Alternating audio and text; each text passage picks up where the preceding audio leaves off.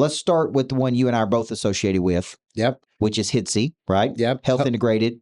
Healthcare Integrated Healthcare. Technology. That's right. Yep. And what does the company do?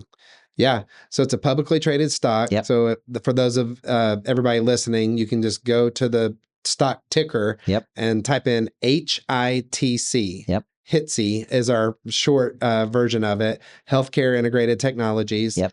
It's a medical AI company that is revolutionizing the way that we keep people safe and save money for the healthcare industry. Yep. We're starting with elder care, and we have 3 core products that, number one, helps to save lives. So there's, for people with dementia, my grandmother being one, she's in a facility just the other day and told my dad, hey, I'm just going to leave and I'm going to go get some sun. Right. And he's like, oh, that would not be good. And he walks out and there was nothing stopping her from doing that. Yeah. She could just walk right out the door. Right. And then the other day, actually, we unfortunately got a report. Another very large, well-known facility had somebody do that and they died. Yeah. And they ended up having to shut that facility down temporarily until they fixed it. Well, we have the fix to that. Okay. Not only do we have the fix to that, we have the patent for the fix to that. Good. Through AI camera technology. Nice. So then another one is the text to register. And so that's a core product when you're coming in and out of the facility, texting your name and boom, it knows everywhere you've been to help with doing investigations. And so that's a big thing within the elder care medical world. And we, in 1 second, can push a button and tell you everything that has happened with what you need for an investigation. Okay. So anybody that's in the industry knows that's a huge thing. And we have the leading product for that. Okay. We're in 24 facilities right now. Okay. It's being done in all 24 of them within Signature Health Care Systems. Okay. And it is, they're giving us rave reviews right now. So, and then the other one is for helping with staffing and with the staff to just do time and attendance, logging in, logging out. So that way you don't have to do the paper system or the cell phone system and they can leave their phone and go out on a break. Right. You don't really know how much time is being spent. Yeah. We have one facility that in the first month that this program was installed, saved $30,000 in the first month. Wow. Just 1 month. And then it saves thousands and thousands every month after that. Right. What's interesting, as soon as the employees know that this is working, that cuts the waste, if you will, down significantly. Yeah. And so we also have several other products. We have a fall detection patent where we will have hallways with our technology, our cameras in each room. Okay. And without wearing lanyards, without wearing bracelets, just the AI will detect if they are falling or not. Okay. And send out text message alerts to the doctors, to the family members. You can talk to them, make sure they're okay over the camera, all that good stuff. Nice. It's exciting. It really is exciting. And, you know, my mother was an administrator of a long-term healthcare facility. My mom was a nurse her whole life and worked in everything from emergency rooms at Vanderbilt to, you know, and ended up being like running a nursing home, right? And now she's in elder care, placing people in homes, and she understands the relationship between what the family needs, what the patient needs, what the doctors know, and that's what makes her good at what she does. And I just said, "What do you think about this?" And she said, "This is where this has got to go, right? It's too much human error. Yeah, there's too many things that can go wrong. Yeah, there's too much of these problems that are happening. So, you know, when I first told her about it, and that's what she did was run these facilities. She's like, "Oh yeah, I definitely see how that's where it's got to move to this place." That's right. And, you know, she said, let me give an example. Just yesterday, a woman and one of the ones she was associated with fell down. And I don't think she died, but there was a lawsuit coming. Yeah. Because it took them too long to get to her. Well, they say that's the beginning of the end. Yeah. Once you fall, even psychologically, they start being more cautious, right? Which also affects their health. Yep. And then eventually, when they do fall and they get hurt, then the other series of events end up happening. And yeah, so it is truly life-saving technology. Interesting. And we have 2 patents and 13 patents pending. Okay. So the patent portfolio by itself is significant. And we have a go-to-market strategy that is world-class. And we have 3 people last week that signed up for our services. Yep. One of the largest facilities in the country we're meeting with hopefully this week, if not next week. Yep.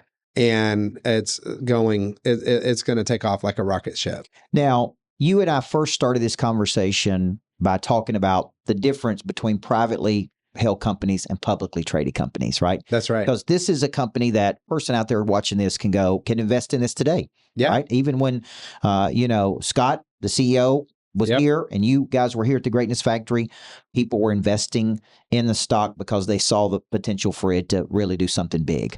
So explain a little bit about, for the person out there who's maybe never been in the publicly traded arena. Yeah. Explain the difference, because you were in a privately held company for 20 years. Yep. I've been in privately held companies my whole life. Mm-hmm. And when you guys sat down and we talked about this, I go, now this is interesting. It's like I didn't even know this world existed. I knew it existed, but I didn't know it existed. And then I always look at a company, just probably like you do, the bones of the company, the team, the patented technology, the structure. Does it solve a real problem in the world that people would pay for? You know what I'm saying? Yeah. Like I look at it as a business, and if that business can really be successful, and I shared it with a person, and here was his exact words. A very sophisticated investor said to me, the business, being in a business that helps save people's lives is always a good business to be in. When he said that, I go, that's right. I love that. Outside of just the opportunity, he said a business that is in the business of saving people's lives is always a good business to be in. That's right. And I thought, boom, that's good. That's right. So tell us a little bit about that.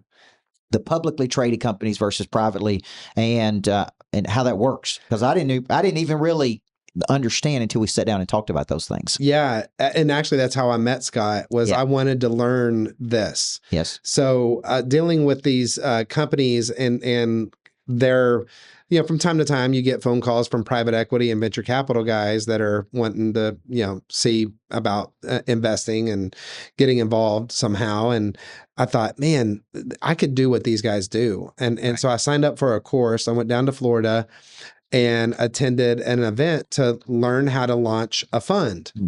And while I was there, I ended up signing up for their coaching program. And after I signed up, I'm walking through the halls and I run into this guy named Scott Boroff. And we hit it off immediately. When I asked him what he did, he said, I have a healthcare AI company and raise capital, and it's a publicly traded company, and we buy companies and merge them into our publicly traded portfolio. Yep. And he said, why are you here? And I said, well, I have a sweat equity venture company that has companies looking for people to buy them. And I'm learning how to put equity structure or raise capital to end up helping them have an exit. And he goes, well, would you like to go to dinner? So nice. Over the course of dinner, what he had spent 30 years doing, I was trying to learn how to do. And it would have taken me a decade to learn it, if not 30 years or more. And then for him, what he really was looking for, his favorite book is Who, Not How. Who, Not How. And he talks about it all the time. Yep. And by the end of the dinner, he looked at me and he goes, you're my who. Yeah. And I said, what do you mean by that? He goes, what you have done for the last 20 years, I've never done, which is organically grow revenues of a business from a flat rock, where you're just hiring salespeople, training on growing a business organically. He goes, I've been a Wall Street guy my whole life. He raised over $1 billion on Wall Street. Then he became CEO of a publicly traded company. He took it from 10 cents to almost $9. Yep. And now he's doing it again. And so he's just said, hey, how would you like for all these different companies, starting with Hitsy, put a business development plan together, the 5 pillars, do all of your 5 pillars to Hitsy, and help me raise capital. So he was raising $4 million to do these acquisitions. And as we buy these companies, do the 5 pillars to every company we acquire. Yeah. And I go, that's my dream job. Nice. And so now I'm partners with him, functioning as his right hand. Yep. My title is Chief Strategy Officer. Yep. And it's cool because the other companies I'm partnered with, Yep. ultimately, when the time is right, Right. we have an option Yep. that I'm directly involved in. If and when they ever want to do an exit or have a cash event of any Yeah. of any sort. Yeah. Well, and